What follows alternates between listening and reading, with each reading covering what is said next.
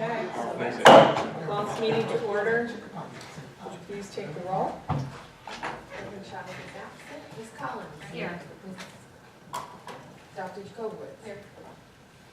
Ms. Jordan? Here. Ms. Lau? Here. Mr. Michael? Here. Mr. Shaughnessy? Here. Ms. Shear? Here. Mr. Spicer? Here. Please stand for the pledge of allegiance.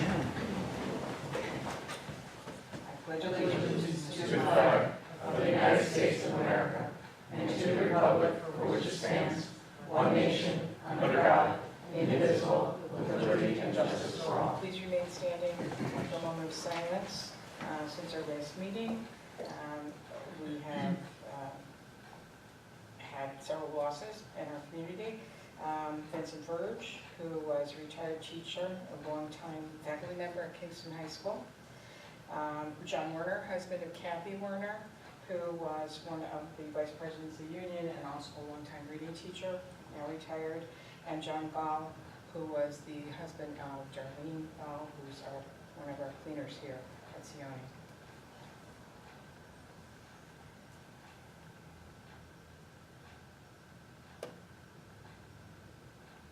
Please be seated.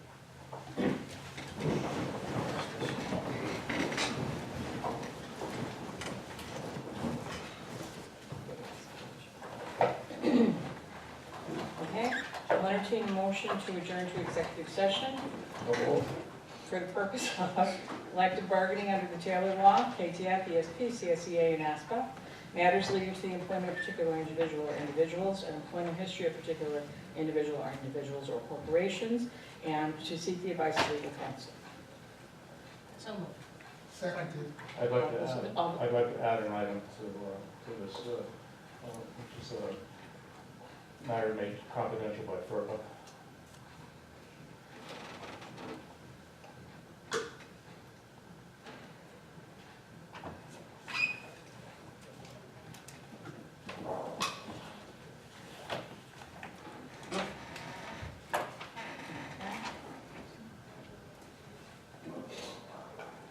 The motion to accept the amended.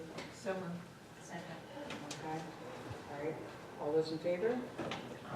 Aye. Okay. And we will try to return to public session as close to 7 p.m. as possible. Okay? Public session to order. We have one resolution coming out of executive session, and it's Resolution 18 CS 25. Be it resolved upon the recommendation of Dr. Paul J. Catalino, Superintendent of Schools, that the following be approved by the Board of Education. The resignation of Alice Perry, monitor at KHS, effective May 8th, 2019, and resignation for the purpose of retirement of Kevin Bachman, cleaner at Edson, effective May 9th, 2019. I'll entertain the motion. So moved. Second. Okay, all those in favor, please indicate by saying aye. Aye. Opposed? Abstentions? And with that, I'm going to turn the floor over to Mr. Silverstein. Or Mr. Silverstein, yes. So Mr. we have a couple of... Silverstein. yeah, Silverstein, that's Stein. sorry. I'll probably say it wrong 3 more times. Remind me every time. That is For staff recognition. Mr. Johnson, can you come up here for that, please? This is, you can try to use the mic so people can hear you. Dave, why don't you... I'd like to introduce Dave Johnson. Dave, this is our school board and our school administration. And Dave Johnson, last year when I started as the school's athletic director, I walked into the gym for the first time in the fall, and I could not believe on how beautiful the facility looked. Not only were we ready for our first contest of the season, but the chairs were perfectly aligned. The gym floor was sparkling. Every aspect of our facility was absolutely wonderful. And I turned to one of our coaches, again, I just started, and I said, wow, is this always like this? And they said, no, this is because of Dave. Dave, our school athletic department nominated you for an award. And in the Section 9 of New York State, we have about 40 different school districts. One of the things that we decided to do was we decided to nominate you for something called the Distinguished Service to Athletes Award. Not only do we see you at every single postseason event, You're always dressed in your maroon and white. You're always there to cheer on our kids. You make sure that every aspect of our school district's athletic program is top of the line. You take care of kids. And in your mind, you are here as part of our athletic department, and you are here for kids. On behalf of New York State Section 9, on behalf of the Kingston School District, on behalf of the entire community here in Kingston, we would like to give you this award for thanking you for all of your hard work and dedication and taking care of our athletes here in Kingston School District.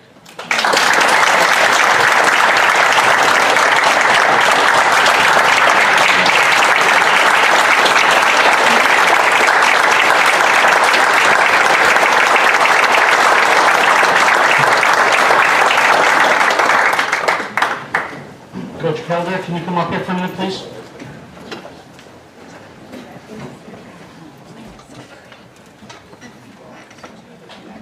Coach, first, before I talk about the award that I'll be giving you this evening, I first want to just let you know what an amazing accomplishment that you and your basketball program accomplished this year. Not only did you bring pride for many years, but what you brought to us this school year by bringing your team and winning sections, going to the regionals and winning regionals, and taking our team to the Final Four and finishing in the top 3 out of all the schools in New York State. We want to say congratulations. What a season. So thank you for doing that.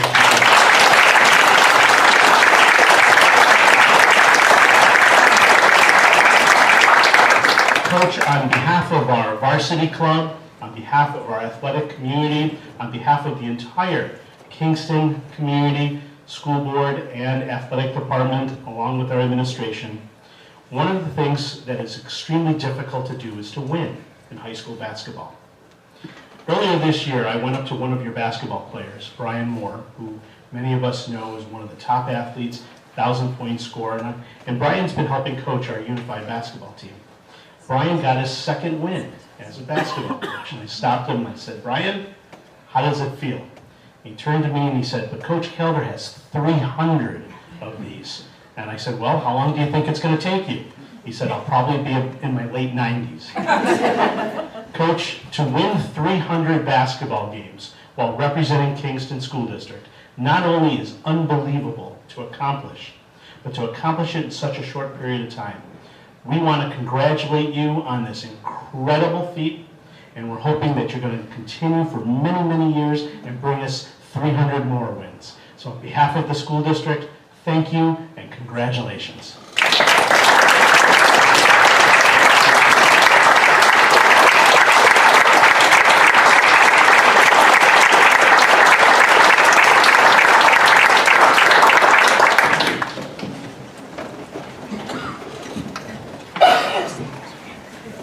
Okay, we've reached the portion of the meeting where we welcome public participation. If you have not signed up already, you're still welcome to address the board. The policies governing the rules for public participation is affixed to the podium. You have 2 minutes. Our board clerk will notify you when you're approaching the 2 minutes and 30 seconds. If you have something written and you do not have an opportunity to finish it, you're welcome to leave the written copy with the board clerk, who will disseminate it to all of the board trustees. We discuss issues, and you can see on the podium there, the things that we do not discuss are individual personnel, student discipline issues, things that are in negotiation. So if you want to come and talk about anything else, please approach the podium. Anybody? Okay. Do we have no takers? Can we turn the floor over to the superintendent? Oh, wait, can we approve the minutes first? Okay. We're going to approve the minutes from April 24th. So I'll entertain a motion to approve the minutes of April 24th. So moved. Second. Okay, any amendments or corrections to the minutes of April 24th? An opportunity to review them online? Okay, hearing none, all those in favor of approving the minutes of April 24th, signify by saying aye. Aye. Opposed? Abstentions? All right, and now I will turn the floor over to Superintendent Baldino. Superintendent's report. Thank you, Mr. Chair. Just quickly, I do want to say that to kind of reiterate the things that Mr. Silverstein said. I mean, Dave Johnson, when I go into the gym or I go into the school, I see him, he always says hello to me. He's always got that smile on his face. He's always up on a ladder or doing something. He's getting the gym area ready for a contest. So I do congratulations and thank you for everything you do. Mr. Kelder is the opposite of Dave. He never has a smile on his face. But that's okay, because that's how you get 300 wins. By making sure that you take things seriously and mean all business. So I know Coach Kelder knows this, and most of the board knows this. Basketball is like my favorite thing in the world outside of being superintendent, and to see our boys, and Coach Kelder was nice enough to let me come in and speak to them before they left for the Final Four, and it was just great. What a great group of young men, and we're lucky to have Coach Kelder with them to lead them through that unbelievable journey. So thank you, Coach. Okay, so with that, I want to turn it over to Ms. Petrie, who is our principal at Chambers Elementary School.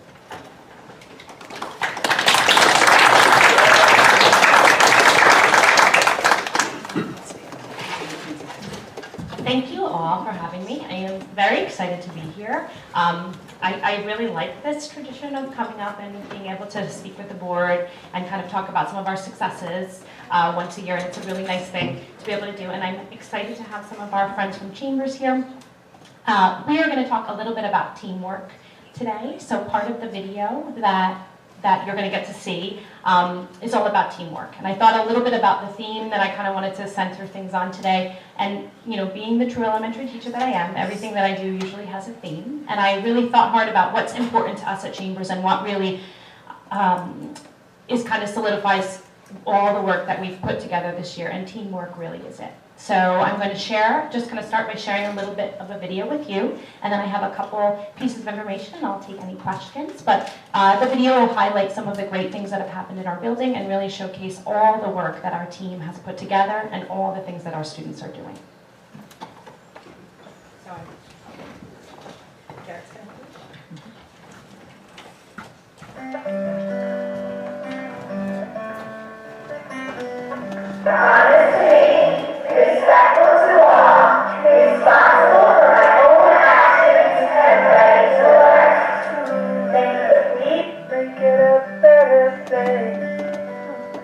with my own two hands, make it a kind of place. With my own two hands, with my own two hands, I can make peace on earth. With my own two hands, I can clean up the earth. With my own two hands, I can reach out to you. With my own two hands, with my own two hands, with my own two hands, I'm gonna make it a brighter place. With my own two hands, I'm gonna make it a safer place. With my own two hands, I'm gonna help the human race. With my own two hands, with my own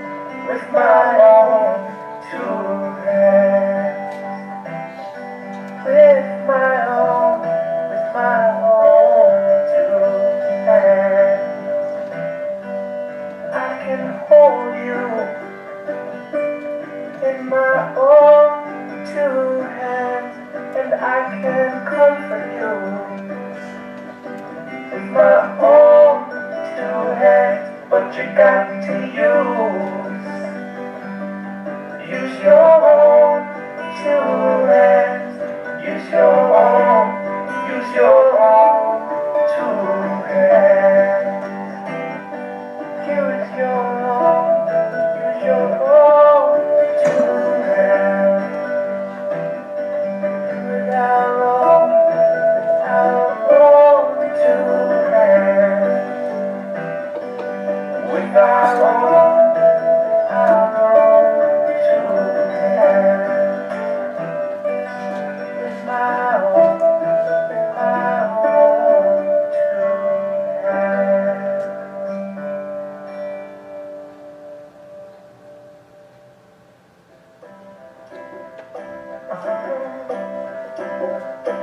If you ever find yourself stuck in the middle of the sea, I'll sail the world to find you.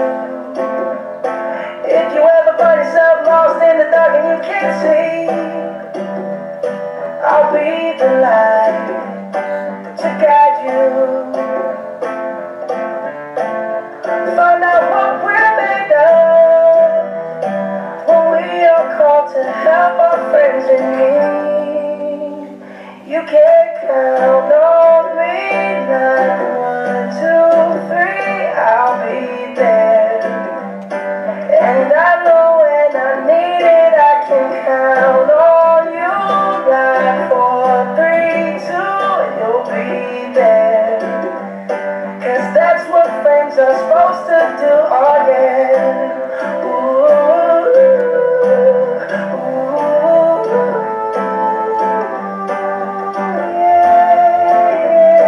If you're tossing and you're turning and you just can't fall asleep, I'll sing a song beside you. And if you ever forget how much you really mean to me, every day I will remind you. Oh, find out what we're made of when we are called to help our friends in need. You can count on me like 1, 2, 3, I'll be there. And I know when I need it, I can count on you like 4, 3, 2, you'll be there. 'Cause that's what friends are supposed to do, oh yeah. Ooh, yeah.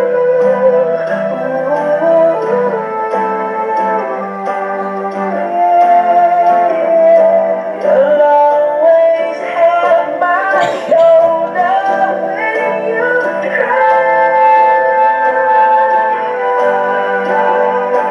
I'll never let go, never say goodbye. You can count on me like 1, 2, 3, I'll be there. And I know when I need it, I can count on you like 4, 3, 2, you'll be there. 'Cause that's what friends are supposed to do, oh yeah.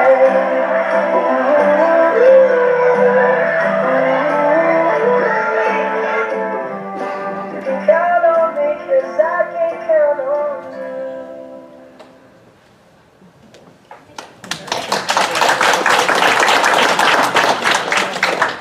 So I just thought that was a really nice way to kind of highlight some of the great things that are happening. And of course, you know, I counted, I lost my iCloud storage the other day. I have no storage left. I must have 4,000 pictures, you know, so it was so hard to pick. But we really do a lot together. And like I said, we operate as a team. And I think that's the strength in our building. And when you walk into Chambers, it really does feel like a very much like a family environment. And we really all work hard together to try to create that. For so many of our students at Chambers, they have very tough home lives, and they come from very tough situations at home. And our main goal together as a staff is to make them feel like they are loved, safe, and cared for each and every day. And we really try to make that first and foremost our most important piece, because we all know that no learning can happen until these students feel safe, cared for, and loved. So that has really been our mission this year, and I have the most incredible staff. And they work so hard to make sure that our students feel that love every single day, so that we can start each day feeling that togetherness, so that the learning can happen. And I think we're really noticing this year that because we've put so much emphasis on starting our day off that way, and starting our day off in a way that our students feel like we really truly want them to be there, the learning is starting to happen that much more quickly. So I just wanted to kind of highlight, you know lots of this information, but just to kind of catch everyone up to speed. We have about 361 students. We are down slightly this year. Our kindergarten enrollment was lower than normal. We've gotten quite a few new students since the beginning of the year, but it was lower than normal in the beginning of the year. We anticipate it being a little bit of a fluke year because our kindergarten enrollment for next year is already higher than our almost higher than our current kindergarten enrollment now, and it's only, most of our kids don't come until August. But we have 361 students. We have 103 Ls as of right now. So our L population is growing. We have some students with disabilities. We have one 12-1-2 class this year. And then we have consultant students also in our class and students that receive speech and learning services. But those numbers are also down, and I'll talk about them in a few minutes. And our demographics are, like I said before, our population is changing. I'm going to turn my paper over so I can't memorize all these numbers. Our population is definitely changing, and our student population is changing. As I said before, we have 103 Ls, so that's about 28% of our population. And our largest growing population is our Hispanic population. So about 39% of our students are Hispanic. We have a small group of less than 1% of American Indian and Pacific Islander students, 10% Black, 11% multiracial, and 32% white non-Hispanic. So our population is definitely changing and growing each and every day. So just to kind of highlight some of the things in our SEP, we really worked hard to continue the use of learning targets and objectives intended to and intended for, and really tried to work hard on our purposeful learning. So purpose was a really big piece. It was what I was looking for, and it was what the teachers were presenting. Our third goal was to plan more for differentiation and increase our common planning time. We really wanted students to feel safe, cared for, and loved in school, and that was our Tenet 5 goal. And then our Tenet 6 was to increase awareness and really start to communicate to families. We needed to think outside the box and think about how we could reach our families, and we're really trying to get them not only into school, but if they can't get into school, at least help them to understand what's happening in school from their home. We use this kind of to plan, and I take this step very seriously. I really understand it, and I've lived it on both on the district side when I worked at the district level years ago, and I really try to drive it home to the staff about the importance of the plan. And we really use the plan to drive everything that we do in the building. It all kind of helps us to tie things together. So this year what we did was create, we had a PBIS plan, and it had lots of different expectations and lots of different behavioral things, and we really tried to make it simple. So we looked at our school plan, our SEP, at the beginning of last year, or I should say at the end of last year, toward the summer. And we started thinking about how could we simplify things? How could we help our kids to understand our plan and understand how it ties back into the school day? And we created the Chambers Community Contract. So we have 5 behavioral expectations for our students. Each one of them is tied to one of our school goals. So it helps our students to really truly understand our SEP plan, which is very different, very difficult sometimes for even us adults to understand. So our students understand that we have 5 goals in our school, and there are 5 ways to reach those goals. And if we can follow those 5 things, we're all going to be really successful. So I have this in my office, so if a student comes in and has a difficulty, I pull out, I have tons of copies of it. I'll pull it out, I'll put it on my desk, and we talk about which of the expectations they didn't follow and how that helps us to not reach our school goal. And it kind of brings it back and helps them to understand, I'm not just upset with you because of what you did, but this is our school goal. This is what we're working toward, and you broke that. So it's been a really nice way for us to make things a little simpler with behavior and behavioral expectations in our PBIS plan, and at the same time, tie it all together with our SEP. So it's been pretty successful this year. Just some of our other successes tied to the SEP: an increase in push-in services for literacy and ELS, continued common planning time for teachers, a decrease in the number of students requiring special ed consultant services. Our numbers are down quite a bit. Decrease in the number of behavioral referrals from January to May, and an increase in weekly parent communication. So those are just some of the highlights from our, and you might have seen in the video, we do a weekly newsletter to families. They send it home and we text it home. So that Blackboard app that the district graciously provides for us is fantastic. It allows us to communicate with everyone. I send it home 536 families and like 63 community members and 33 staff members that have signed up for it, and it's wonderful. And we send it out every Friday. It helps us, the plan is attached, so the parents get a copy of the SEP every, it's just that nice little chart. But, I feel like it's helped us to communicate the plan, it helps us to communicate the behavior contract, It helps us to communicate what's happening in the school, and it helps me to communicate ideas to families. And whether they read it or not, I know they're getting it. And even if they read a little bit of it, it makes me, it makes us all feel really great. Just to kind of, highlight some of the successes. I know last year we talked about our pilot programs. Last year was year 1.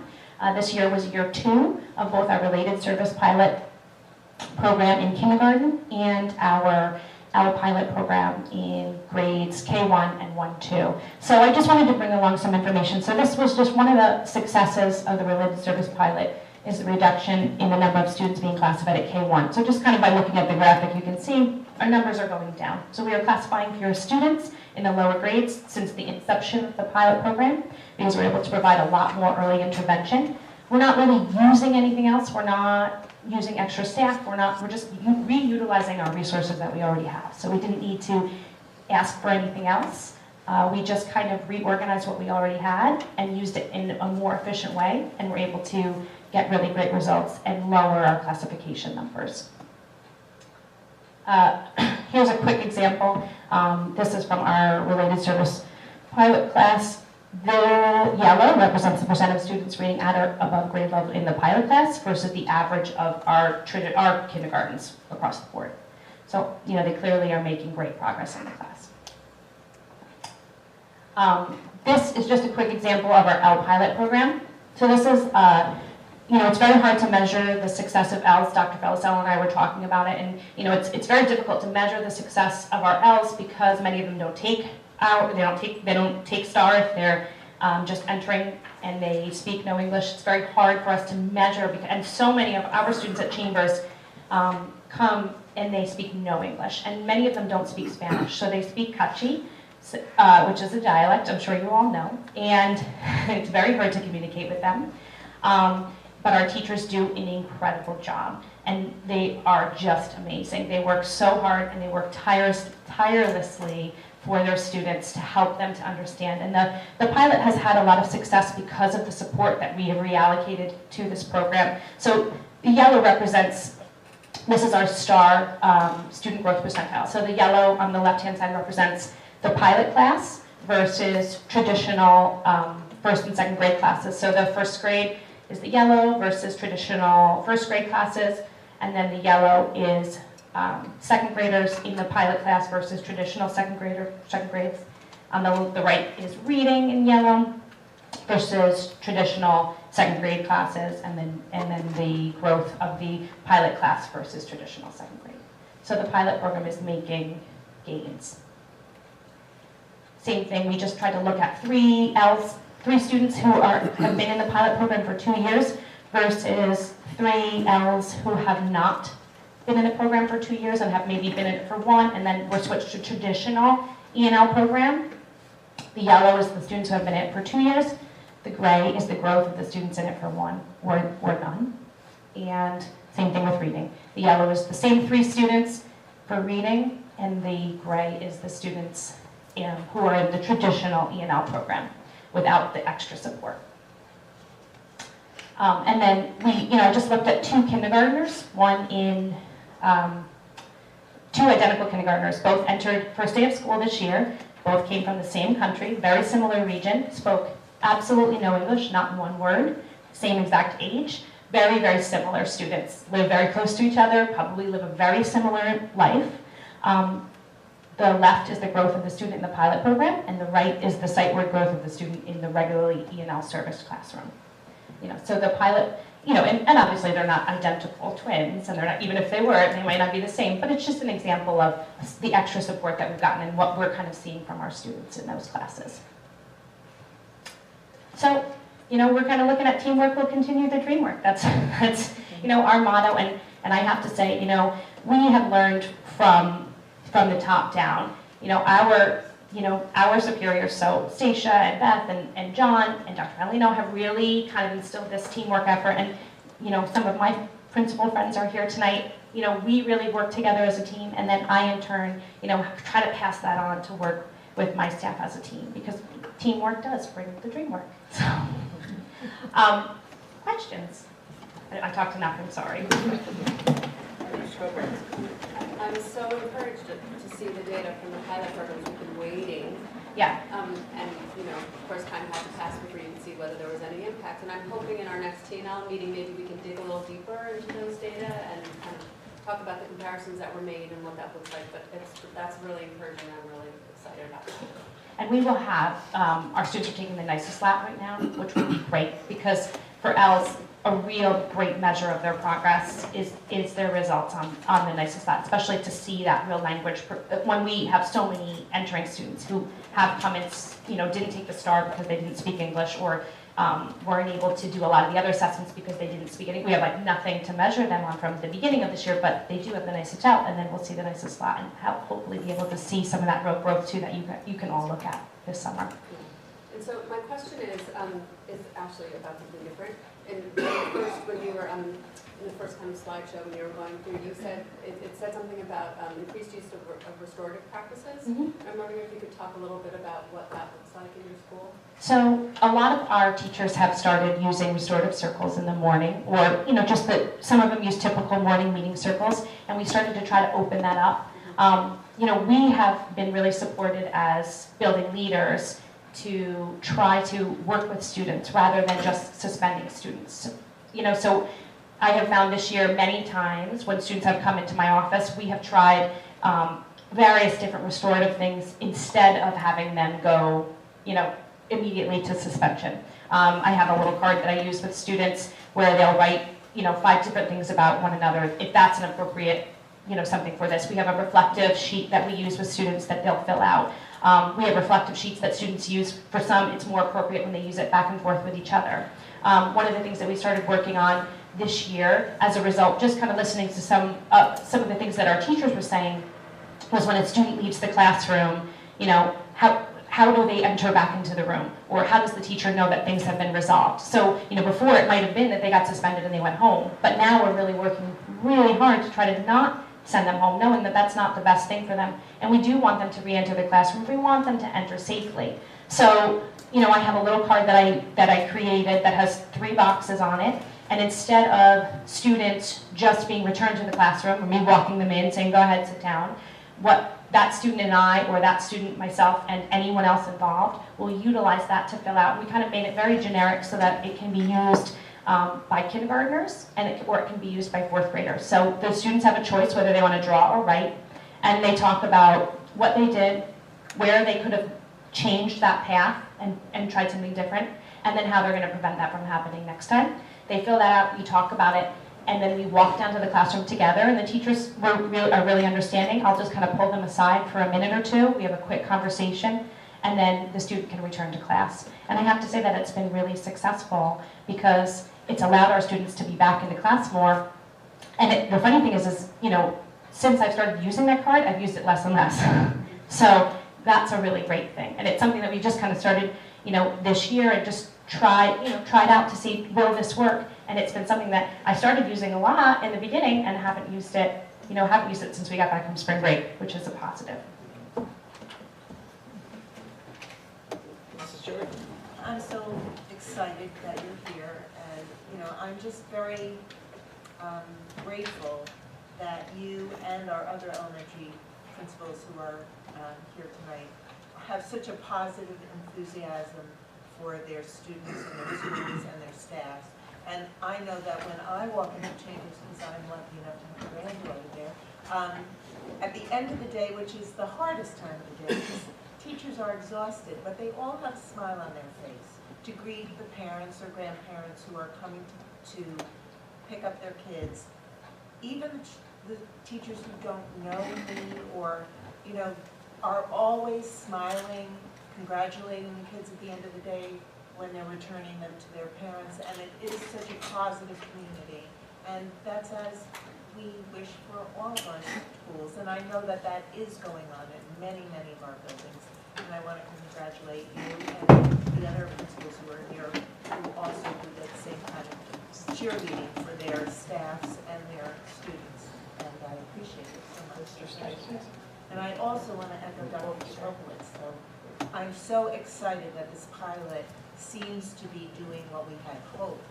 And my question is, when can we have a contagion of it. And because, you know, you almost feel badly not providing all that support to all the students so that they can all have that yellow bar. And I think the great thing is that, you know, we all work so well together. We're constantly talking about ideas and like, how could I make this happen in my building? You know, and because it can be done. It just takes a little bit of that outside of the box thinking. How can I reallocate?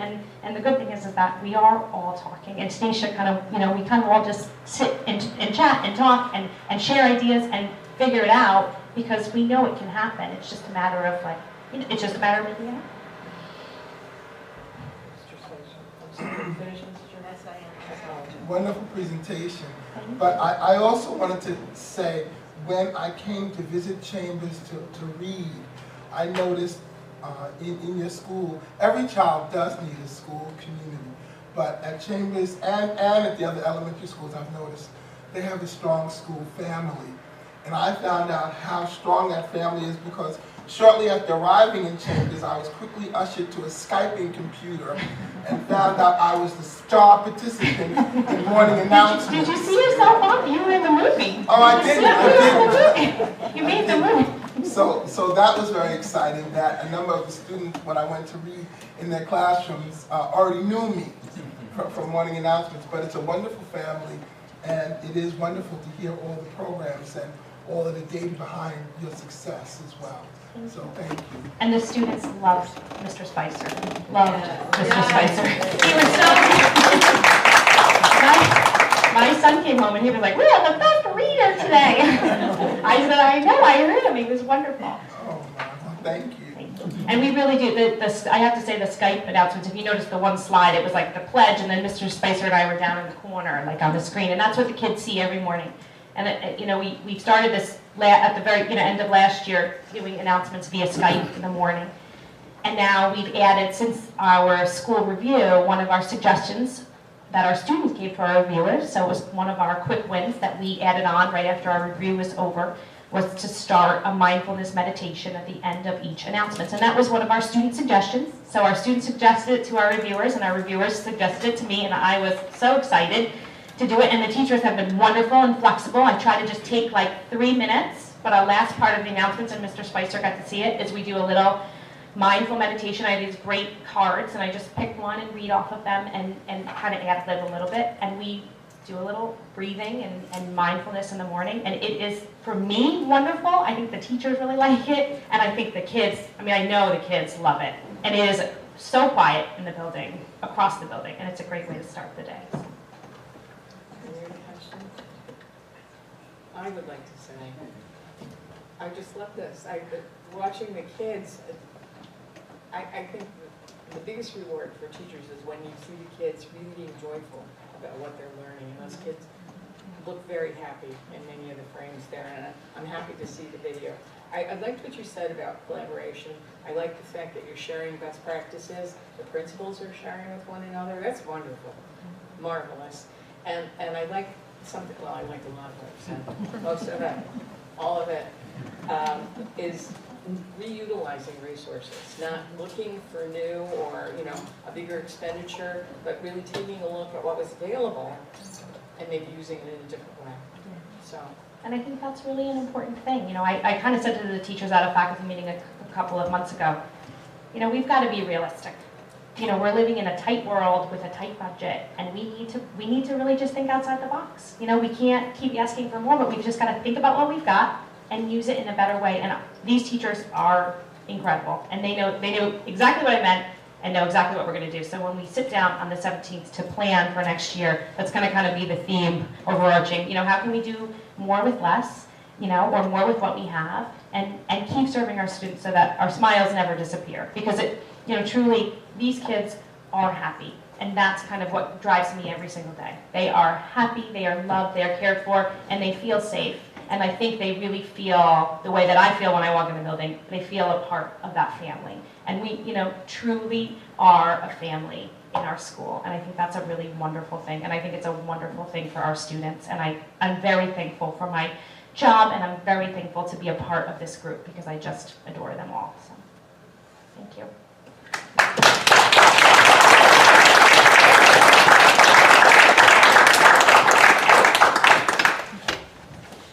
Thank you, Ms. Peter. I do a little mindfulness meditation before a board meeting. So next first test I have Mr. Clapper to give us our buildings and grounds report. Hello, everyone. I'd just like to say that when you go into Chambers, there's an infectious enthusiasm that you absolutely have to take, and I definitely put that on squarely on Kate. She's a great principal, and she does a great job there, and I know the staff is very good. And when she speaks of teamwork, I know that Dave was given an award today, and my guys, I'm proud of them every day. They go above and beyond, and they're there for the students every day, particularly Dave tonight, and I give him kudos for tonight, but my guys do it every day. And we have an electrician here, John Kaczynski from Maintenance Department, who hooked up the generator at Mahar, who has figured out problems with the heat over at the main building. This guy, if I put him on it, he's going to figure it out, and no complaints, just goes and gets it done, and I'm really proud of my group, and I just wanted to say that. Take it easy.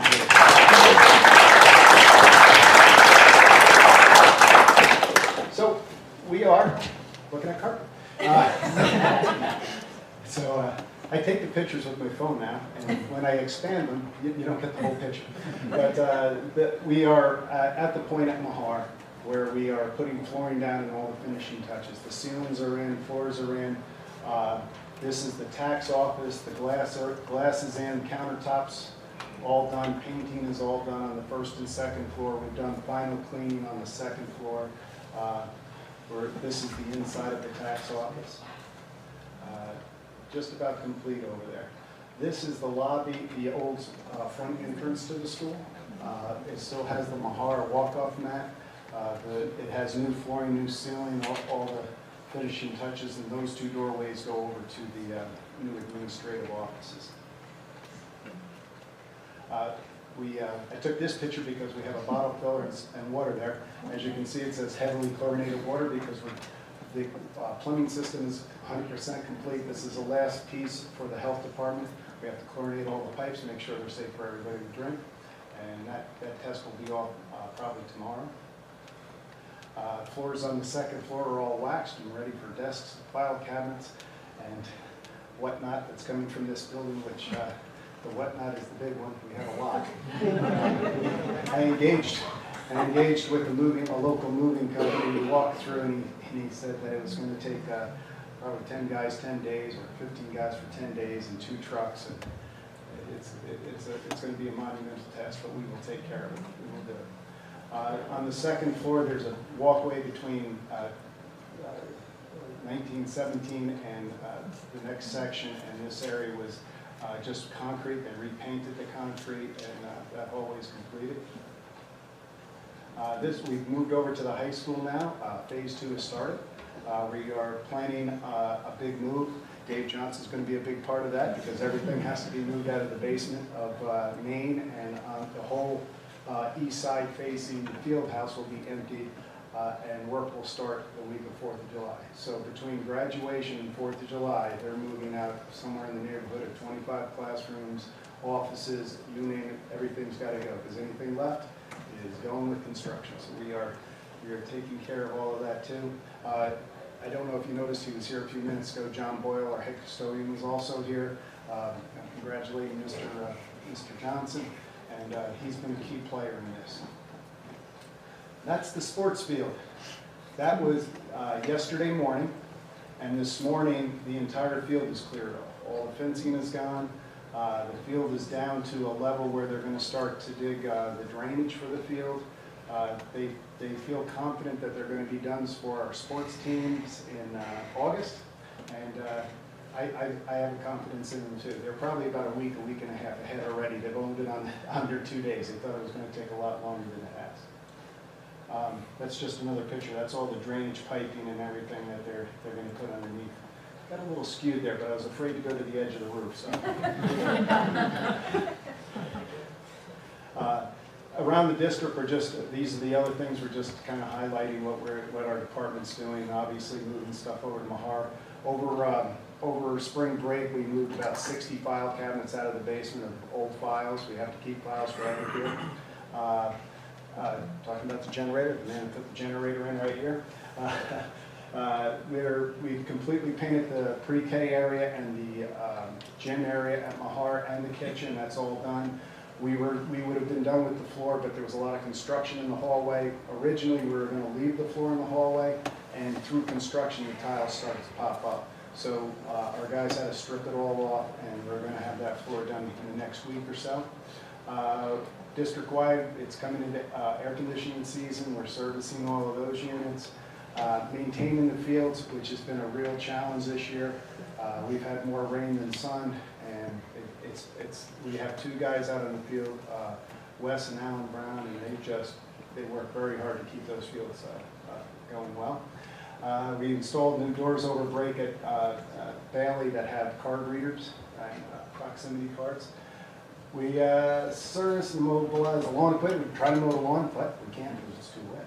And we completed the playground area up at Edson. There was a big pile of dirt left there. We leveled that all off. Nick Bishop led the charge on that one. We still have the LED lighting project going on at Miller. We're probably about 75–80% done there. We'll be done this summer with that. And we're moving everything from Maine over to Tobin because we're setting up a bunch of classrooms over at Tobin to accommodate the work at Maine. That's about it.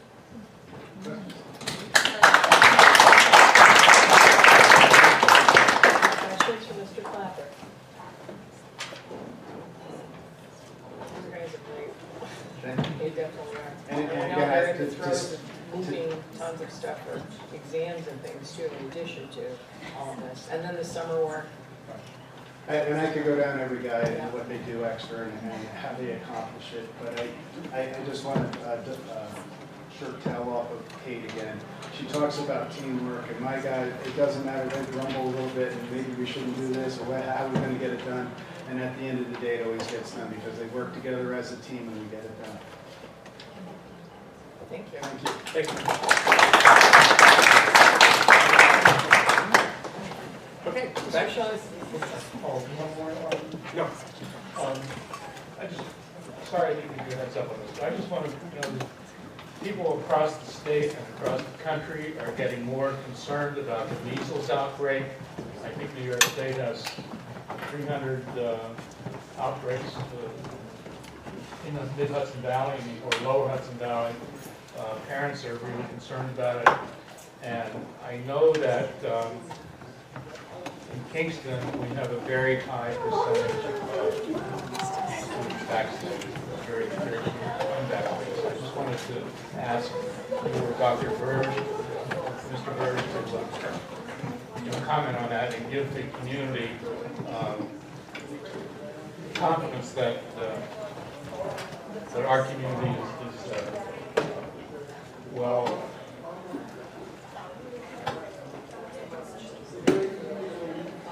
protected. The herd is protected in Kingston City Schools. Just to quickly, Mr. Verge and our school nurses all really did a huge roundup of this a couple of years ago, and actually with the assistance of the county, Ulster County, of getting the vaccination places open for us on regular schedules. We were able to really, take care of exactly what we're talking about. I'll let Mr. Verge give any of the details, but it was a big effort, and I think we're really in very good shape. Yeah, about 3 years ago, we really put the systems and structures in place. We improved them each year since. It's really a credit to our lead nurses. We have a secondary and an elementary lead nurse who really provide the direction and the instructions to the field. Certainly with Dr. Woodley, our medical director's oversight and direction. So that system alone has really put us in good shape.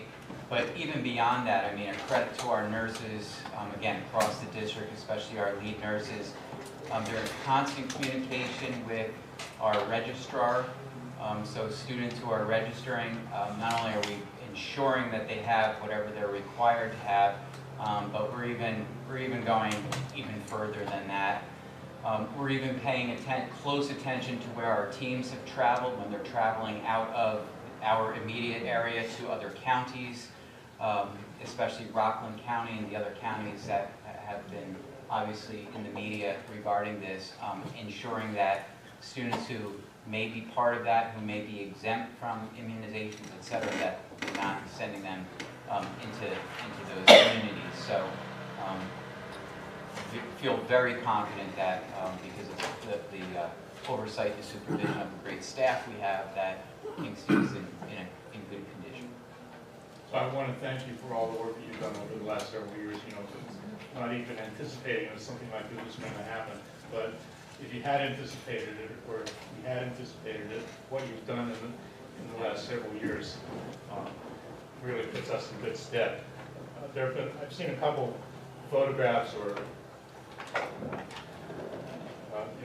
infants. I think that you can't give a measles or MMR until they're 18 months old. So there have been pictures of 6-month-old babies that have measles. I mean, they're just covered with welts and things like that, and it's just frightening. So thank you. Okay. Back to you. That now brings us to the consent agenda. Are there any resolutions on the consent agenda that any trustee would like pulled?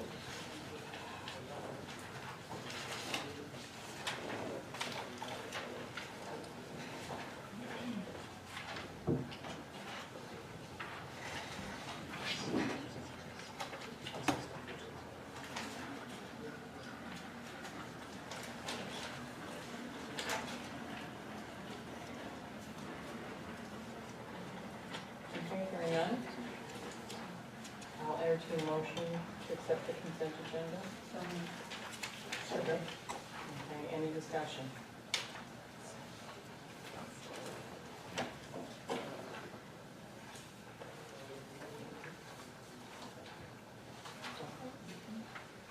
All those in favor of the consent agenda, please signify by saying aye. Aye. Opposed? Abstentions? Okay, and Mr. Spicer, I would ask you to be so kind as to read the donations, section B, Good evening, everyone. on page 8, now just the major. At this May 8th board meeting, the Kingston City School District Board of Education is pleased and with grateful appreciation review the following donations. First, a generous donation from Catherine A. Maloney in the amount of $50 to help ease the debt the students owe for lunches in the Kingston City School District. Second, a generous grant award from the Benevity Community Impact Fund to the M. Clifford Miller Middle School in the amount of $1,000. Third, a generous grant from the Connect Kids Field Trip Refund Grant Program to Chambers Elementary School in the amount of $625.75. Fourth, a generous donation from the George Washington Montessori School PTO of 6 Woolite sanitized laundry bags to George Washington Elementary School as per recommendation of the district-led review team. Fifth, a generous donation to the Kingston City School District of $289 from E.C. Myers PTA. And sixth, a generous donation from Special Olympics of New York Incorporated to Kingston High School Athletic Department in the amount of $1,000. Thank you very much. We're very grateful for the generosity in our community.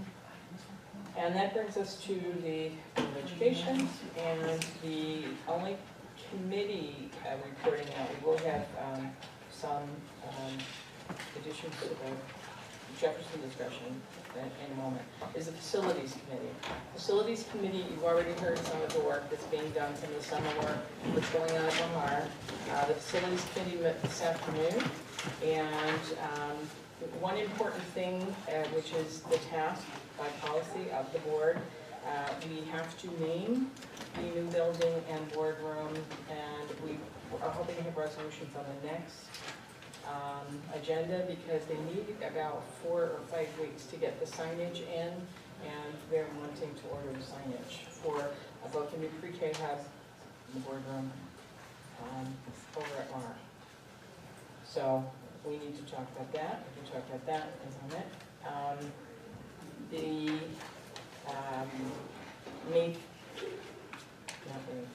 June 12th.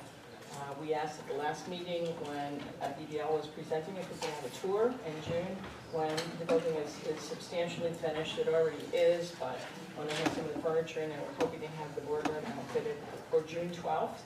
So put this on your calendar, all trustees, facility member, committee members, and steering committee members, to 3:45, June 12th, for a tour of Mahar, and hopefully, huh? 3:45. 3:30 is the facilities meeting. Okay. No, I think we said 2:45 to 3:30 would be the steering committee, and facilities would be at 3:30, and then we have 3:45, did I say 2:45? 3:45 would be the tour, 3:30. 3:45 is Okay, the tour. okay. Yeah, 3:45, we have to have the meetings ahead of the tour. Right. They're both scheduled that day. Okay. Okay? Yep. All right, and we talked about the window project, the big window project that had been at Kennedy and at Miller, and we're progressing with bids and comments back from the state. And one other thing that we discussed was the placement of the historical plaque outside of the new addition for KHS. And it's my understanding it'll be done soon. The suggestion was made that it actually, the plaque and the pole be mounted in the cornerstone from 1930s for MJN, and then to be placed prominently near the crosswalk from the parking area to the front of the building. Another thing they discussed was the plaques, the relocation of plaques within the building. I know Mrs. Jordan had suggested a Hall of Heroes, a Hall of Scholars, because we have several different themed plaques in the building that we actually create dedicated places in the building for them. And then I know that the art department is working on more placement of student art in conspicuous areas. Beginning with the cyanotype that was created by students on the 100th anniversary, and we had 3 different designs. It's going to be placed prominently so that from the parking area in the across from the new entrance, it's on the 2nd story and then conspicuously visible through the windows. Lovely. So also, we have a sample chair here, which I think is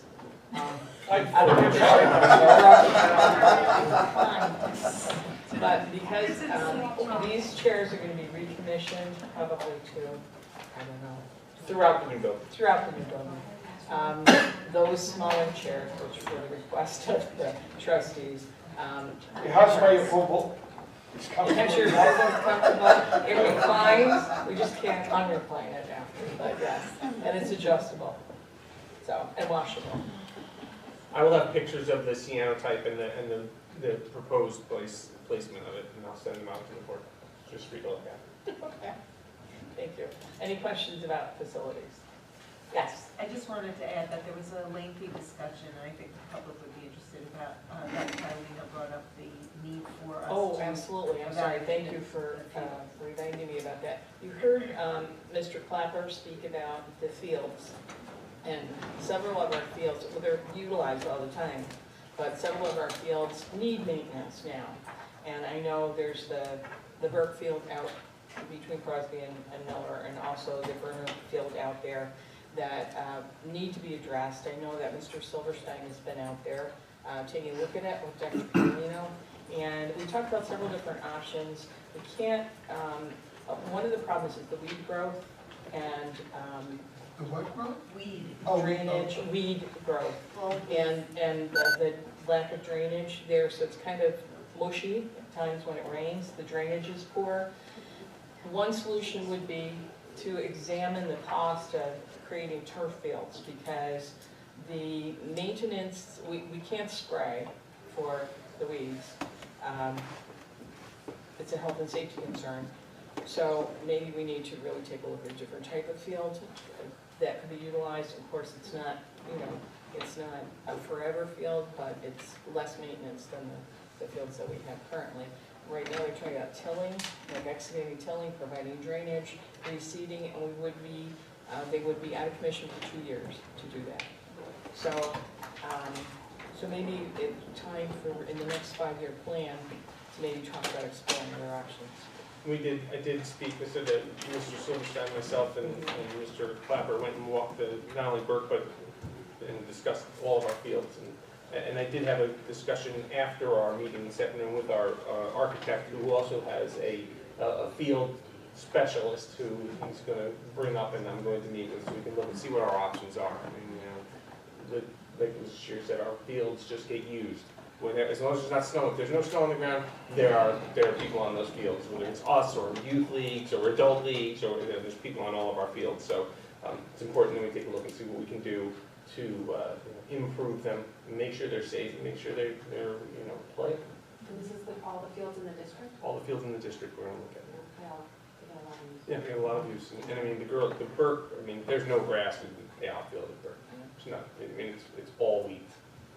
I have a related question to that, speaking of Burke. I know there's been a concern, we got the flag out there, with equity between softball and baseball, men and women. And yesterday, I know there was torrential rains, there was a softball game, and there's no shelter for the girls, and there's no dugouts. And supposedly a bat went flying into the dugout because, they were playing in that. So that to me is a concern, and I know that Mr. Silverstein is on it. Softball parents have told me that he's met with them, so I hope that we could do something. And when Mr. Clapper, Mr. Silverstein, and I met on Monday of last week, we walked the field and we made a list of things that we could do like now. The stands need replacement. We need to enclose the girls' dugouts. We need to get rid of the old shed that's there. So there's certain things. There's a plate that needs to be put underneath home plate to support the batter's box in place so it doesn't sink. That's there. Rich has already actually ordered that. So there's several different things that we can do now while we look at the drainage. I mean, really, until we address the drainage situation, we're going to be in trouble. I mean, we have to. That's step one, is to address the drainage. And if you know Burkefield, I mean, it's in a hole. It's in a crater. So everything runs into there. So we have to see what we can do to make that. That surface a little better. So we're looking at everything, including, are there areas that we could put turf down for different things that would avoid this problem. So we'll look at all and I'll report back to the board. Mr. Magno. One more related item is the corner field where in the summertime, the city of Houston is using that field for baseball. It's something I have to clarify with the city too. I mean, they use the field for 3 months or so almost. We should have some responsibility as far as we have different youth groups. Came up. Yeah. There's a lot going on, especially with the original agreement between Dietz when Dietz was turned over and Gruner Field and all those things. We have a lot of youth sports that use the boys' baseball field, Gruner. So we need to see readdress that as far as. And I need to find out really a little more specifically what our user agreements are with those organizations. So I'll find out. I'll report that back. Several years ago, there was a lot of discussion about the fields at Graves. And I think someone volunteered a group of parents maybe that had some excavators or something like that, attempted to put drains in.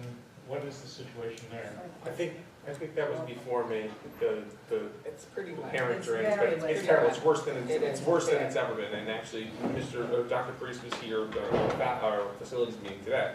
And we were shipping some modified sports and even some JV sports out to Graves to play for soccer, and we've had to discontinue that because it's so wet out there. So these are all these areas we need to really take a comprehensive look at our areas, and really for the most part, we have the majority of sports fields in the community, and everybody wants to use them, and everyone's on them, and not every league cancels when the fields aren't in perfect condition, and that makes the fields in worse condition when they're used like that. So it's a tricky situation. We're looking to address it. In fact, when we were inspecting buildings, we were at Graves on a very rainy day, and there were tides in the puddles. I'm telling you, it was awful. Go on. One more question.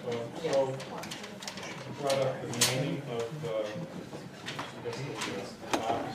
administrative offices and pre-K center at Mahar. Are you going to discuss that, or is it just going to be a free complete? We have to discuss it. Wait, is it true that we can name the preschool area differently than the building, right? Yeah, So- you can, yes, an administrative building, and you could name the boardroom if you wanted. I know that we did receive a communication from Mr. Sione's widow about renaming that building, but that building is named and, you know, Mahar, right. yeah, right. So could we name the boardroom after Mr. Simon? I don't see why not, but it's up to the whole board. I would like to also recommend, but it's a personal thing, and I'm open to, just to start it. When I worked at Mahar, and for many, many years, Betty Madonna was principal at Mahar and was beloved, and is still alive, and I would love to see preschool center in Madonna Preschool Center.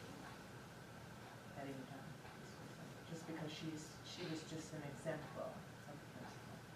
And so I'm just throwing it out. Yeah. Okay. So do you want to talk about it under new business, or do you want to continue? with the Oh, it report? came up, so I didn't know. I thought, Well, we can have the conversation now or wait till new business. whatever your pleasure. I think why don't we proceed and then new business will bring it up. Sure. Okay. Mr. Shaughnessy has brought some notes from the Jefferson Committee that met, it's the Kingston High School committee, discipline committee, and met yesterday, so. Well, this was the agenda of the meeting. I wanted to, this was the third meeting. We had very good attendance. I think there were 18 voting members there, equal between students and faculty and administrators. And the item 4, item ID, had A, B, C, and D. Those were all vetted by our school attorney, I believe. So that procedure was in place, and all of the items were approved unanimously. And they had, on the agenda was future business, which was to add restorative practices to the range of outcomes. And we had time left at the meeting, at the end of the meeting, to discuss that. And these 4 items, additions to level 1 range of outcomes, level 2, level 3, level 4, were discussed and approved, again, unanimously. I brought up to them that these hadn't been vetted by our attorneys, so that it may be that if there was any change recommended by the attorney, that the school board would incorporate those changes, and that would be done at our public hearing, which I think will be on June 5th, a public hearing for change of code of conduct. A public hearing is required. And that'll be at KHS, because KHS. it's the same, I guess, the tenure and term celebration. And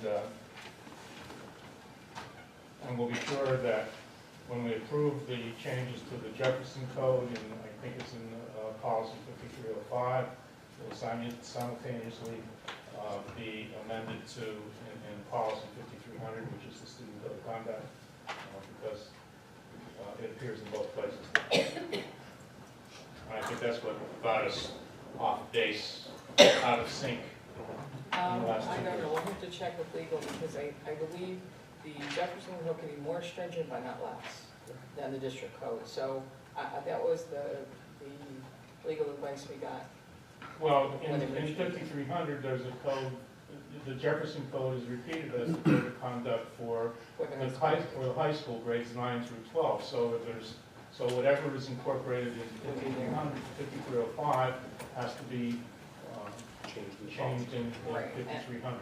And I think we agreed that the facilitator for the Jefferson Committee would be included in any information that we were going to discuss with the committee guys.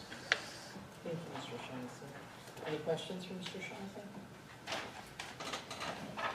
Okay, now we're on to old business. Any old business any trustee would like to raise? Old business, yes. I just wanted to ask about the status of the GW search for principal, and where we are with that. Our new, okay, so since we last met, we did post in several new Montessori publications. The postings have not yielded any candidates at this time. How many publications? 5. And we've also posted on OLAS, which is our usual meeting, and this actually we posted also 2 weeks ago when we put into the new journals, we put into SANES, which is the State Administrators Union's publication as well. So we are, actually I met with Dr. Felicello and Ms. Reinhardt yesterday to discuss our, what we could do going further. So we're going to put it back out there for 7 more days. How long has it been out there? For 2 It's weeks? been out there since, February 5th. Okay, so we never took it down. So we did, the publications ran out. OLAS we did take down for a little while, but we're putting it back up. SANES we just put in, we're good there for the end of the month or until we take it down. So we're gonna continue to look, but we do, our first round of screening, in-person screening did yield two candidates that we would like to move forward. So probably. That's the first round. But wait, Yeah. so part of the issue was that there were Montessori publications that we hadn't been able to reach the first time around. So Well, they didn't respond to us. right, so We they didn't. reached out, they No, just I couldn't understand, reach but back. they weren't responsive to us. Right. So this time they were responsive. No, they were not. Okay, so there's 5 publications. We have 2 that were put out there that were recommended by Ms. Ham just in our last, but we weren't successful on the first 2. 3. Okay, so it's just 2 new ones. 2 new ones, right. We went back into the old, the ones that did post us the last time. Okay, and then back into the other ones. Okay. One of the issues with the Montessori publications and with Montessori is many of the people who are involved in Montessori programs aren't necessarily interested in being principals in Montessori schools in public schools, and maybe not necessarily qualified or certified. Right. So to look in places where people who are involved in Montessori might not even be the right thing, because, and the other thing is many Montessoris are private, and many people who act as the principal of Montessori programs are the owners of the school. If you go for the Montessori training, one of the units within the Montessori training is how to run your business. How to run the business end of Montessori. So many of those people, this is what they do. They own their school, they own, and that's what they do. So, you're administratively, you're not necessarily going to find a lot of people in the Montessori world. And, we're looking to, hope we will. We'll keep trying for a while. But No, and I our goal understand is, certification is an issue, and that's not a normal match that you, or a match that you might see regularly, but I think the hope was that putting it out there in these other spaces and on our regular spaces, we kind of, even if you get a few, it's.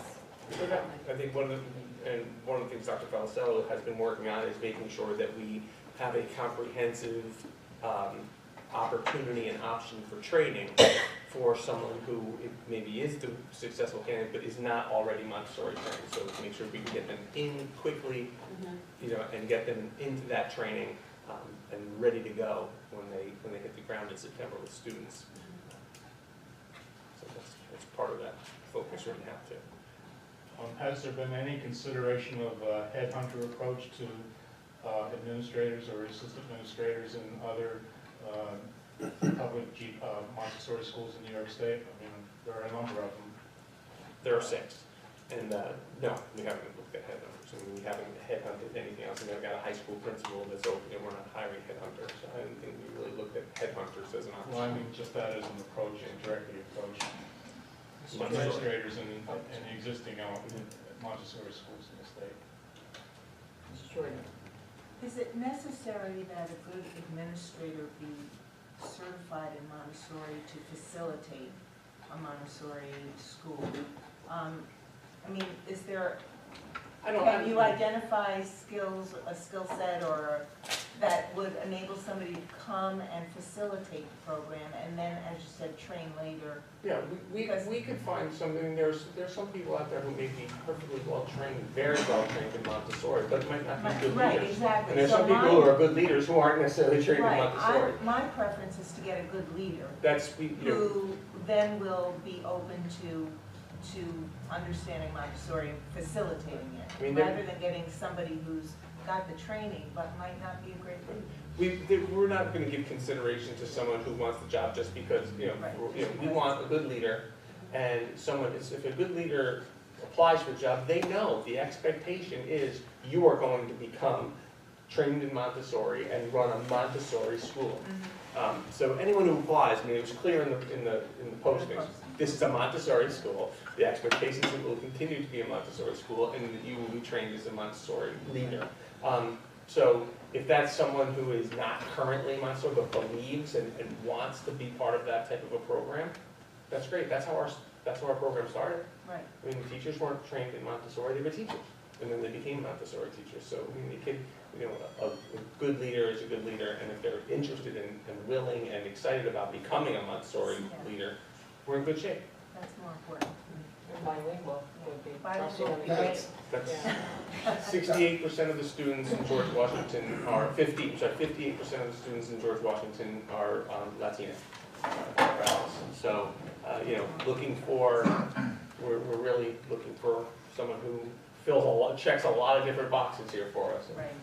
That's what I was gonna say. Even more important than Montessori training is finding a leader who's comfortable with our demographics, our community. Even if you have Montessori training, if you're really not familiar and comfortable and have the skills to work with this community, you're dead in the water.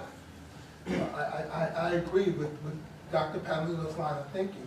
Find somebody who fits all these other things and then train them in Montessori. The other things, it's really difficult to train somebody in how to be a leader of the demographics of our community and the challenges we face.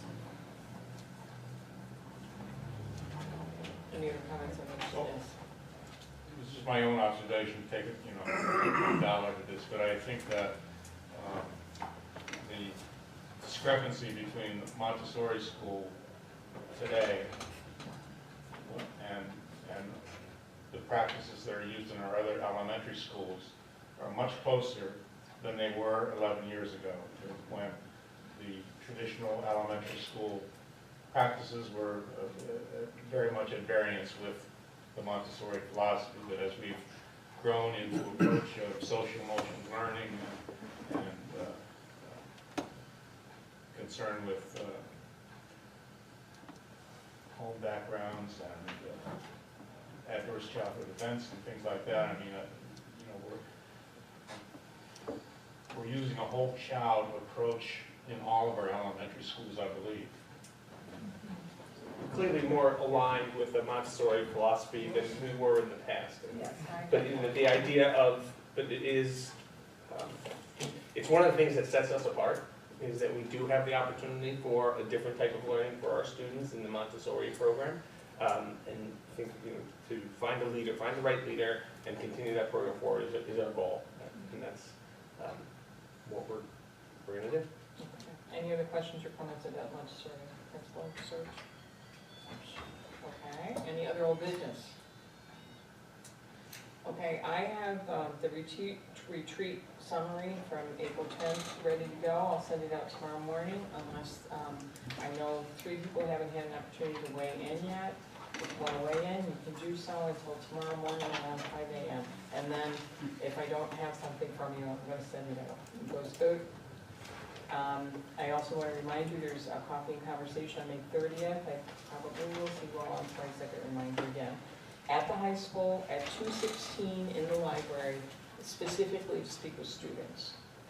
And that's the day the student government meets. So my understanding is that they'll be coming up to speak with us. In the library? In the library at Kingston High School, 2:16. So 2:16 is the time. Is the time. It's the beginning of ninth period on May 30th. Yes. You all received a fraud questionnaire. It's something that just pro forma, we do it every year from the external auditor. Please fill them out and get them to Camille as soon as possible.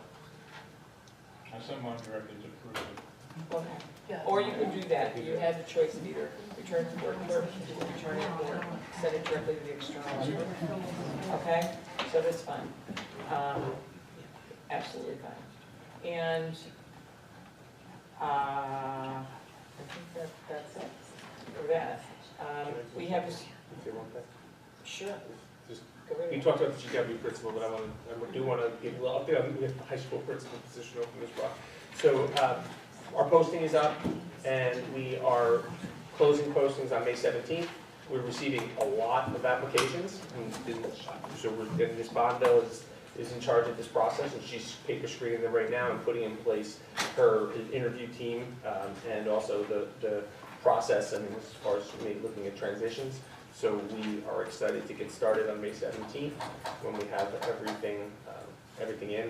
We are starting now. Again, paper screening is going on right now. We're looking for the people who will be the potential interviewees. We anticipate probably 3 rounds of interviews with the team of interviewers who are experienced either in secondary or in leadership, and we will move forward in that direction. So we're hoping that we'll have someone in place early, quickly, to be able to start on July 1st. We will have a vacancy first.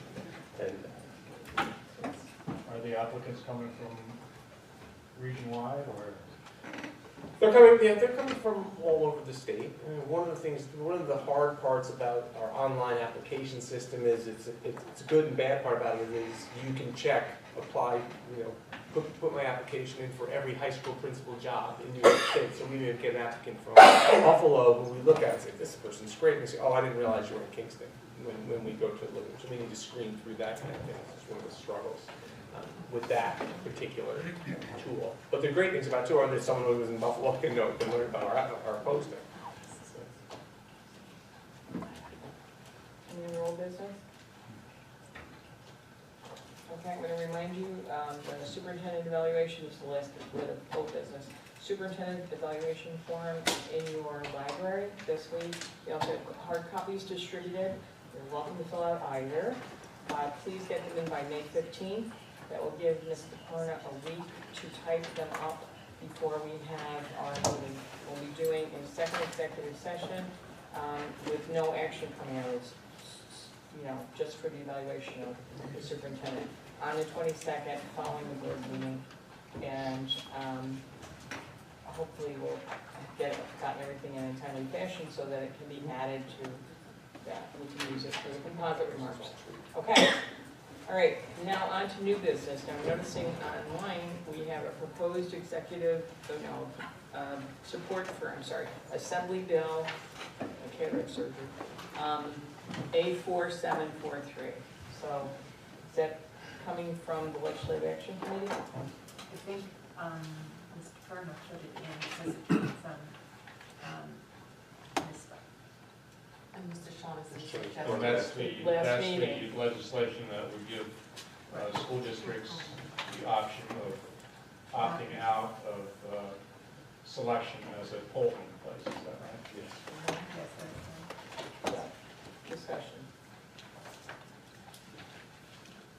Well, I think it's very valid because I was talking to someone today and they were just flabbergasted that Ulster County couldn't provide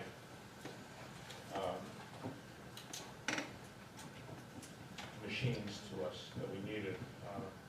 And Waukegan, and I think one other district in the southern part of the county, Orange County is providing polling machines to them, voting machines to them. As well as all the schools in Orange County. Yeah. So they can do it, what can't they do here in Ulster County? Yeah, all the surrounding counties are providing the voting machine. So this is really, So I know we've gotten a lot of questions about why we reduced the number of polling places. It makes it a lot simpler for us in terms of parking, for one thing, and safety, which is a paramount concern. Yeah. So, and the minimum number of hours required is 6.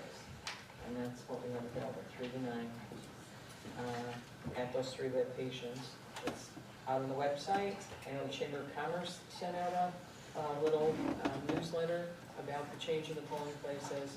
It's been on TV, it's been on the website. It's Giant signs in front of Kingston High Giant School sign in now. front of Kingston High School, yes. So So a few things. So let's finish, can we finish the conversation about the legislation and then what is it exactly? It allows us to not use school sites. Well, right now, the county boards of election have authority to compel schools, school districts to provide their facilities as polling places. It's not, Right. school And this districts allows don't us have to an opt-out. say- This allows us to say no. Yes. I just wanted to be clear about that. One of the things that brings this up also is the new change in a lot of the voting. You know, the increased number of primaries, the change in time of the year of the primaries, those kind of things really impacts, has a pretty big impact on our schools. To roll voting machines in on June 25th into our elementary schools for a primary is disruptive. I mean, June 25th is disruptive enough. You know, the end of June is disruptive enough for our students. And to now have, you know, voters coming in, cars, parking situations, all those things, it's difficult. So this is something worthy of support. And it's not to say that we would pull the voting, you know, areas, but maybe we would be able to have a more open discussion about it. So, yes, Mr. Spicer. I agree with Dr. Palomino, and there is nothing wrong with any sort of legislation that at least brings the board to the table. Okay, now you have to ask, now we have to talk. Not in any sort of negative way to provide leverage for any other issue, but it brings the board to the table. It gives us some say. So I support it. I think we should. Mrs. Jordan. Yeah, I agree. I don't think it's really, I would hate to say that I support it so that we can bargain. It's not about that. It's about the fact that there are so many more voting days now. And we always say that we have to make decisions based on what's best for our students. And if we're compelled to give up all of these days, we have worked, Dr. Paolino has worked very hard to make sure that the voting day is a conference day so that there aren't students there. But there's no way of doing that with all of these other voting opportunities. And I'm glad there are voting opportunities. I don't want people not to vote. But we might have to negotiate some of those days will work and some of those days will not. And I agree that I think it has to be a conversation. And the legislation is good, in my opinion, because it makes us equal partners rather than, other. Mrs. Collins. I don't want to repeat, but I definitely concur. And also, we've gotten a lot of requests from parents, exactly what Mr. Jordan said, to please not open the buildings and, let these strangers in to vote. So that's a big part of it as well. So how do we go about just supporting this as a board? Is it just make this resolution and make it record of the minutes and then we're in support of it as a board? We'll send a letter. Yeah, because I'm in support of doing it. We'll send a letter to our assembly, correct? We also, I'm sorry, we can send a letter to the commissioners of, the county. I mean, that's the two commissioners that are responsible. This is for this. No, this is to be sent, this is an I assembly. know, but it said the ones that are responsible is the two commissioners, so it's the county. That's the one that created for us Well, this issue this year. You can have a copy. That's But it's not the legislative, you know what I mean? So that's the two people that were irresponsible by acting. This is on, Camille sent this to us, this new Assembly Bill A. We have an assembly. I move that we support this. I second. Okay, all right. Moved and seconded. Further discussion? A lot of people are upset about this election for county executive that just passed. We spent $400,000 or $600, I don't know, lots and lots of money. And we have a competent acting executive in Adele Ryder. The county legislature didn't have to act. There was a lot of discussion about whether or not they had to call a vote. If we could say, you can't come in and disrupt our elementary schools, on any random day after your election, it may or may not be necessary. I think it's a good thing to have. The temperature of the room seems to be agreeing with you. Any objections? No, All right, so I'm going to take a vote and then we'll make sure the letter reaches our assemblyman and copies to the Board of Election. And this vote. And NISBA. Okay, all those in favor? Aye. Say aye. Aye, opposed, abstentions. Okay. Any other new business? Other than naming the buildings, because we're gonna get into that. Yes? This is related, and kind of started down this road a little bit, but I actually feel like the publicity around the change in the vote and the change in the time actually hasn't been comprehensive enough. I feel like, and you know, it's still beginning of May and we have time, it's like, this is it. And I think that we need to kind of highlight that it's changed, because people are gonna look at it, they're gonna read through, and they're not gonna, people need to notice that they're going to a different place and it's a different time. And so I think that, you know, on Facebook and, you know, on our homepage, it says budget vote. I don't know if it makes sense on our homepage to say no change in time and place, because you have to click that in order, you know, if I wasn't, I could just say, oh yeah, the budget vote is on the 21st, and then I show up at Graves, and then Well, maybe Six you could in the put it, morning. I'd like that, maybe you could put an alert and keep bringing it up to the top, because you can move it to the top, because I Right. know they naturally scroll down when you add one, But I think that until the election. and it needs to just, we just need to hammer home that there are different Yeah. hours and it's a different place. And I think there's, these on Facebook, and there should be text and you know, like we do, and I'm sure that this is in the works. And it's a snow day. Right. Voting day. And just, I think that needs to be the prominent feature of this, kind of get out the vote campaign. I agree, because just visiting my neighbors in Port Ewan, a lot of them, and I've said, okay, this day, if you want to, I'll drive, because there's a lot of elderly in my neighborhood. I'll take you all to the polls, but the one thing I do want to let the board know is I know we're using extraordinary methods to try to get the word out, but they still blame us. They think we did this. And I met with a bunch of my neighbors and I said, no, we didn't. Oops. Okay, yeah. Any more comment about that? Okay, we agree, we need to just step it up a bit in the next 2 weeks. All right, so back to other new business, the naming of buildings. Well, there Well, was, as I said before, I fully support keeping the bar name, because that was chosen for a reason. And I think that we could honor Mr. Sioni by naming the board after him. But I do think that Betty Madonna devoted her life to young children, and I think that it's fitting to put somebody who was an exemplar, who was such a marvel in her building, and anybody who worked for her would. yeah, I worked for her also. And I know a lot of people currently might not 9 know years, her. Elizabeth Madonna. Madonna? Madonna. Would it be Betty, are you recommending Betty Madonna or Elizabeth Madonna? No. Betty. Nobody called her Elizabeth.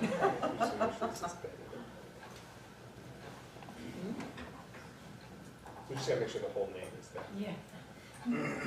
Okay, Betty Madonna, not the Madonna. Preschool center. preschool center. Meaningless Madonna. Are you making a motion? I am. Okay, make a motion. I would like to just defer it to the next meeting, I don't. Is there more discussion? You should have to vote. Before we vote on one name, is there Yeah. more discussion? Of course.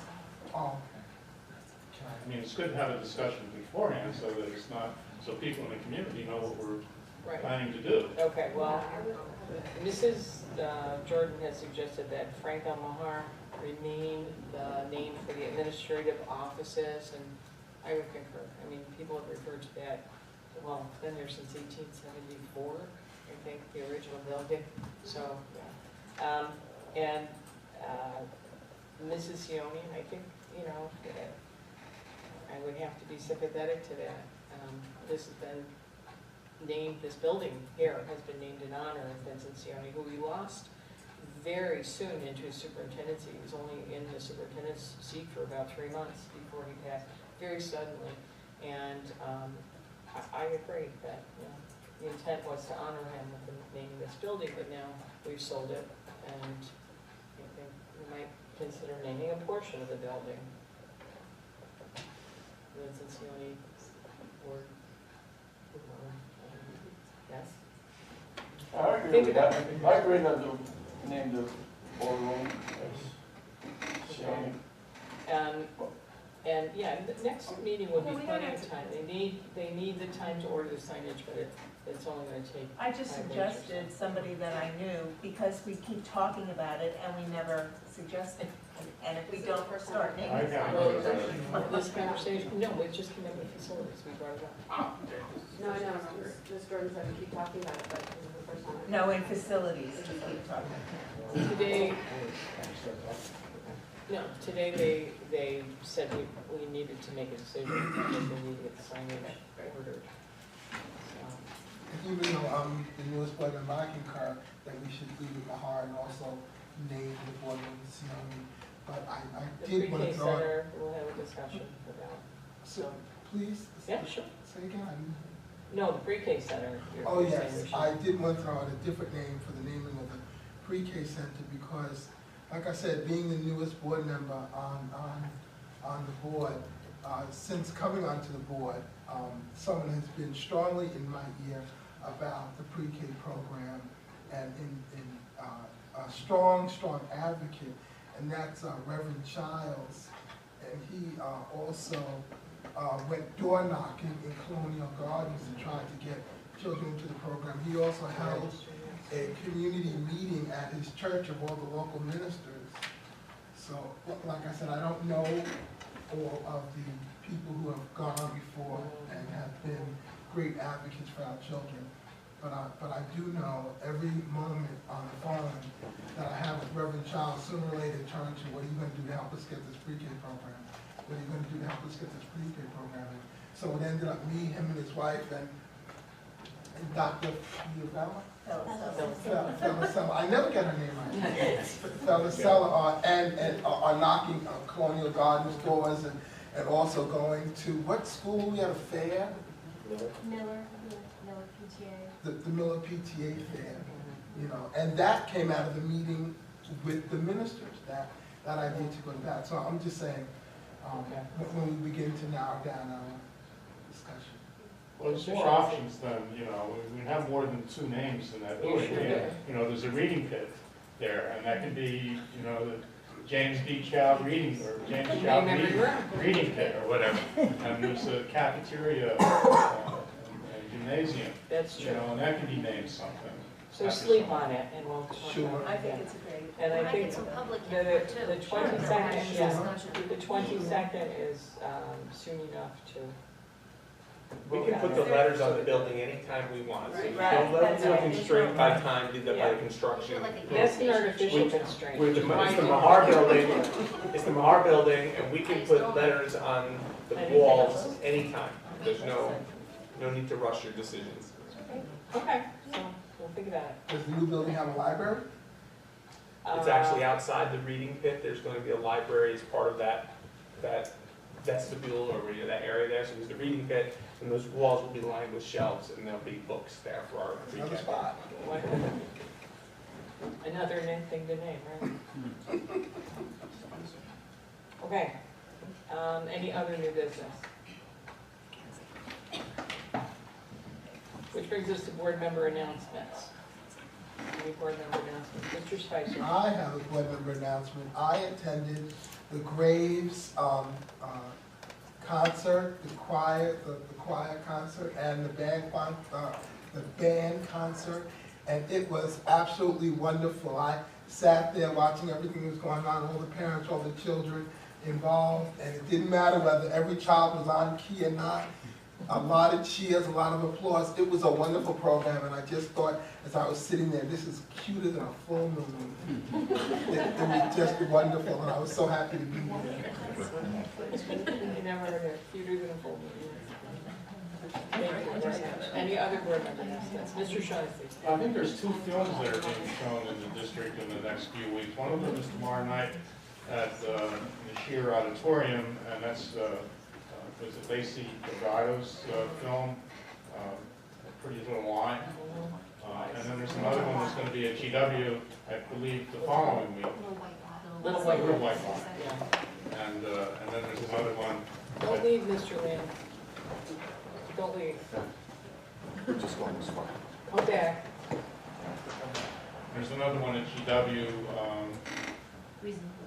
sometime in the next 2 weeks. Next Thursday. Next Thursday. Next Yes. Thursday. Thursday the 13th, and that's on, Thursday the 16th. and that topic, I forget what that topic is. Resilience. Resilience about resilience. Yeah. So I think those are two interesting. I'm going to try to go to both of them. Yeah, there's both excellent programs brought in by Dr. Felsello, Fellas, and Ms. Bondwell to give opportunities for our community to see two different, And we also have the chorus and the band schedule up for all the concerts, for all the buildings for the spring. So please avail yourself. When does the master work?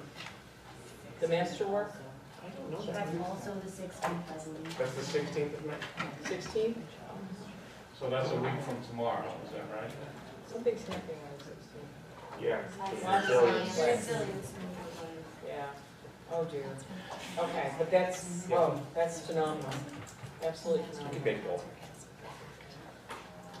Any other announcements? Okay, that brings us to the second opportunity for public participation, but before we go to that, I asked Mr. Lamb not to leave. Okay, we're facing a election very soon, before our next meeting. So May 21st, and the next meeting is the 22nd. But I did want to let people know, I can't let you give any campaign speeches, but we have all of the candidates here who have filed petitions or have registered and announced as write-in candidates.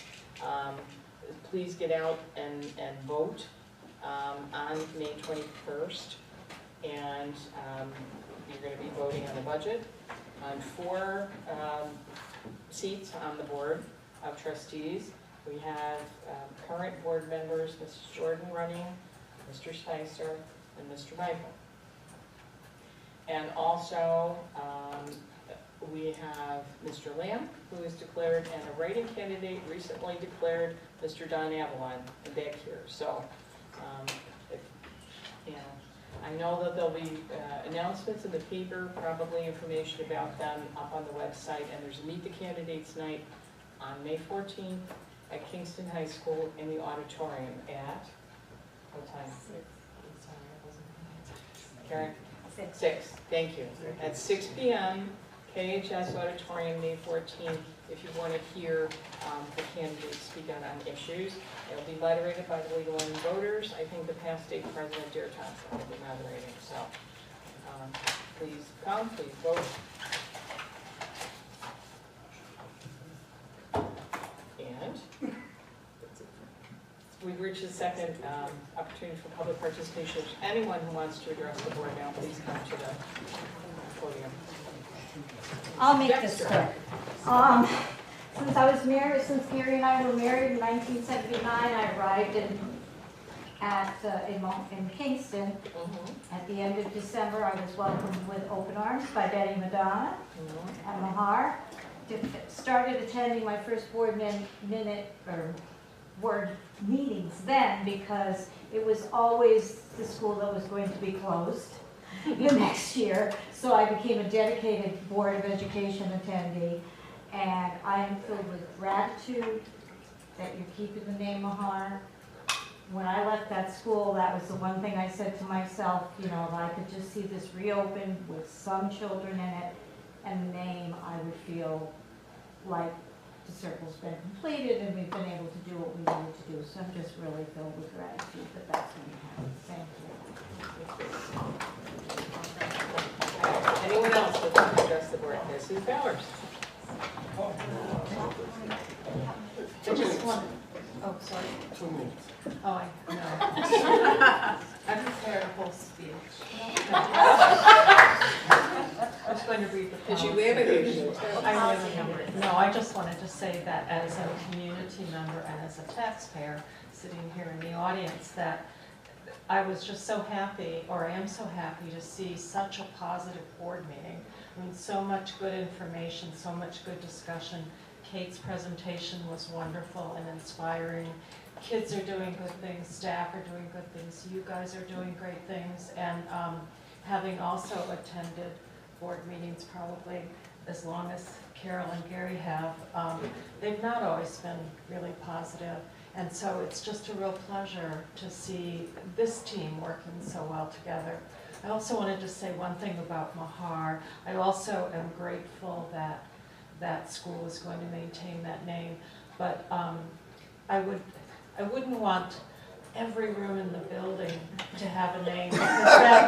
That seems, but that sort of diminishes or lessens the, you know, the importance and the memory of naming for some people who've done, not that all the other people whose names might have been attached to those rooms didn't do great work, but it just seems to make it a little less special. But I'm grateful that the name will stay, although this building has always just been Crown Street, so I don't know, we'll call that Wynkoop Street or something, some nickname. Anyway, thank you. Thank you, Mrs. Powers. Anybody else? Okay, and having no need for a second executive session, I'll entertain a motion to adjourn. Before we adjourn. Oh, wait. Before we adjourn, I know we don't usually talk back and forth with the community, but yes, just hearing Ms. Bowers and Mrs. Dexter.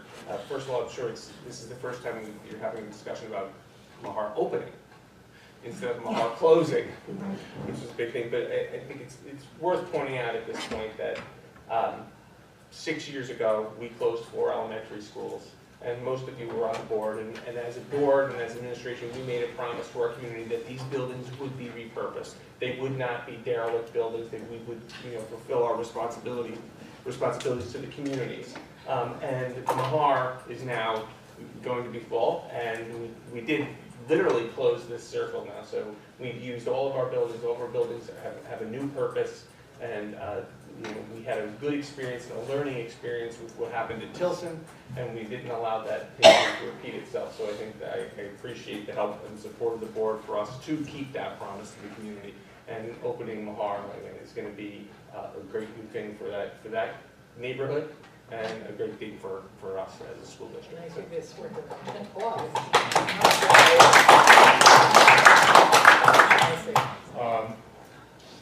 So I think it was on St. Patrick's Day in 2011, and we were at Miller? Yes, indeed.